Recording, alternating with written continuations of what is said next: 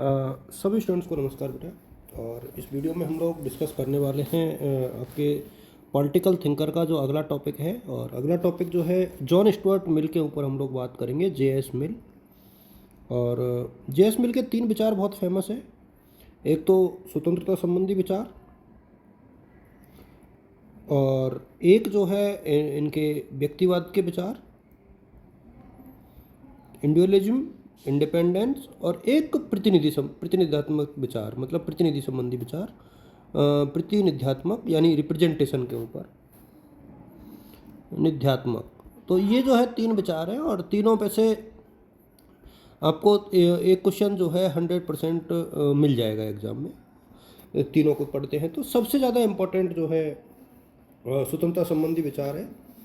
और व्यक्ति के महत्व पर जो लोग व्यक्तिवाद की बात करते हैं ना, देखो जो लोग, अब यहाँ पर बहुत इंपॉर्टेंट चीज़ है कि व्यक्तिवाद है क्या।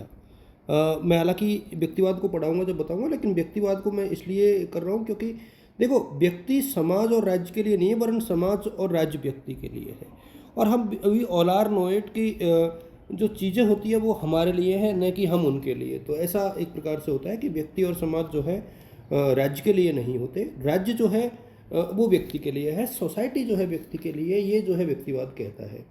अच्छा, एक चीज़ और मैं आप सबको बता दूं कि जितने भी विचारक आप लोग पढ़ रहे हो ना, इनकी कुछ फेमस बुक है, जैसे ऑन लिबर्टी जो है इनकी बुक है, क्योंकि राइटिंग्स यानी जिनका लेखन है ना वो सारे हमारे सिलेबस में है।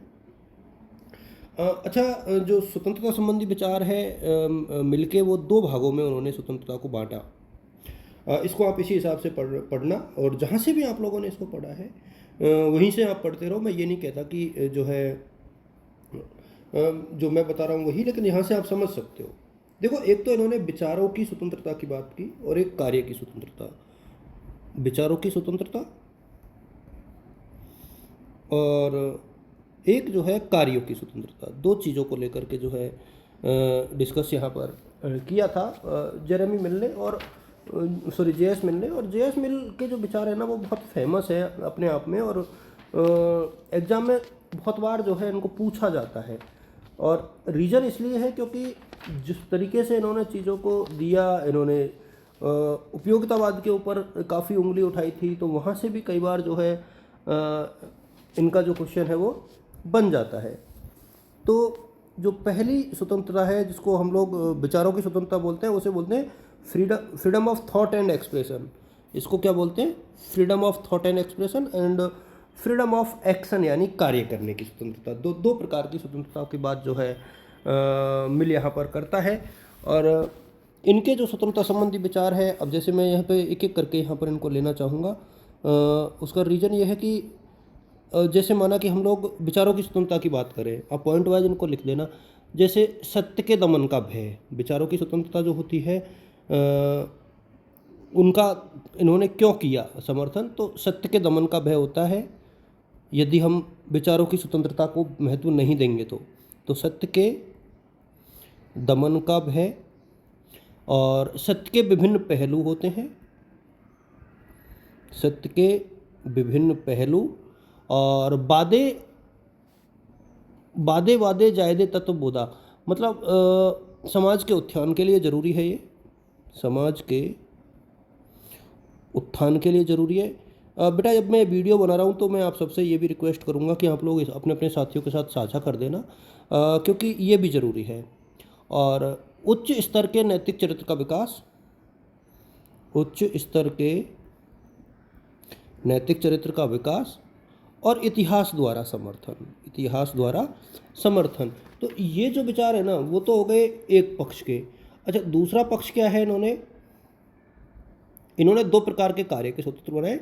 एक तो स्व संबंधी कार्य यानी सेल्फ रिगार्डिंग एक्शन, इसको भी इन्होंने 2 भागों में बांटा था। एक तो सेल्फ रिगार्डिंग एक्शन यानी ऐसे कार्य जिनका संबंध खुद के साथ होता है, यानी स्व संबंधी कार्य, और एक जो है वे कार्य जिनका प्रभाव अन्य लोगों पर पड़ता है, यानी पर संबंधी कार्य, यानी अदर रिगार्डिंग एक्शन, पर संबंधी तो कार्य। तो इस प्रकार से जो है ये 2 प्रकार की स्वतंत्रता और इनकी जो है आलोचना है। फिर देखिए, हर विचार जो है, जितने भी थॉट्स हैं उनकी आलोचना आपको ज़रूर देखनी है। उसका रीज़न ये है कि पॉलिटिकल साइंस में ऐसा कुछ है नहीं जिसकी हम लोग आलोचना ना कर सके, और सारी सब्जेक्टों में है क्रिटिसिज्म होती है। एक तो इनकी स्वतंत्रता को जो है खोखली स्वतंत्रता कहा जाता है, खोखली स्वतंत्रता। एक जो है समानता की उपेक्षा।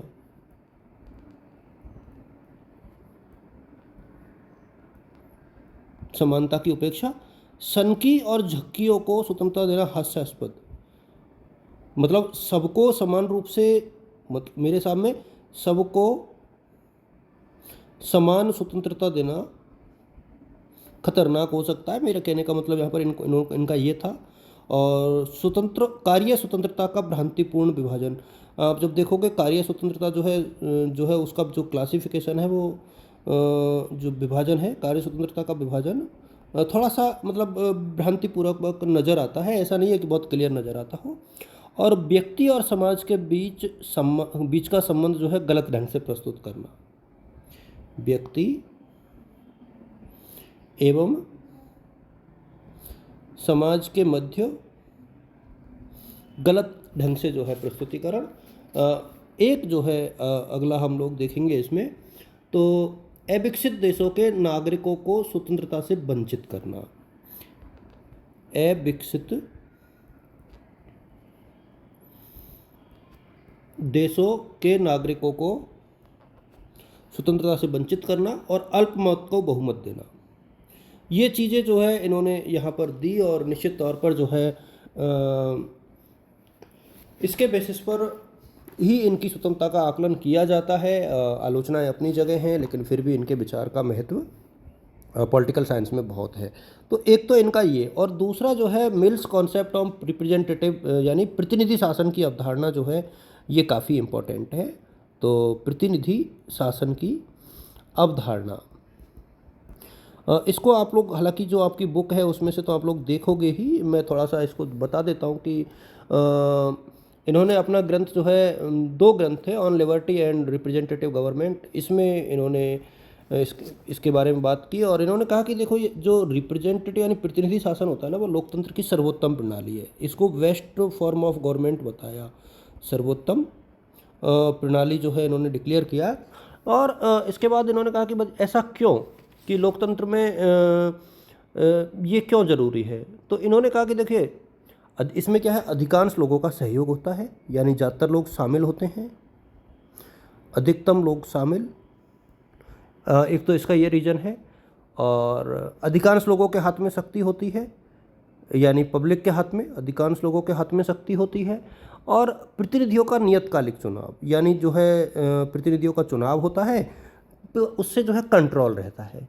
तो इसलिए जो है इन्होंने इसको थोड़ा सा महत्व दिया। इसमें इन्होंने सार्वजनिक मतदान की बात की, खुले मतदान की बात की, बहुल मतदान की बात की। तो ये सारी चीज़ें इसमें बात की थी इन्होंने, और इसी के आधार पर जो है मिलके जो विचार थे वो काफ़ी फेमस रहे और काफ़ी बल मिला। अब वो जो इनका व्यक्तिवाद है उनको आप लोग कहीं थोड़ा बहुत देख लेना, इसके अलावा इसको बहुत ज़्यादा देखने की आवश्यकता मेरे सामने नहीं है, और हम लोग शॉर्ट में ही डिस्कस कर रहे हैं। मेरे सामने ये पर्याप्त है। आप सभी को मेरी तरफ से शुभकामनाएं, ऑल द बेस्ट और गुड लक।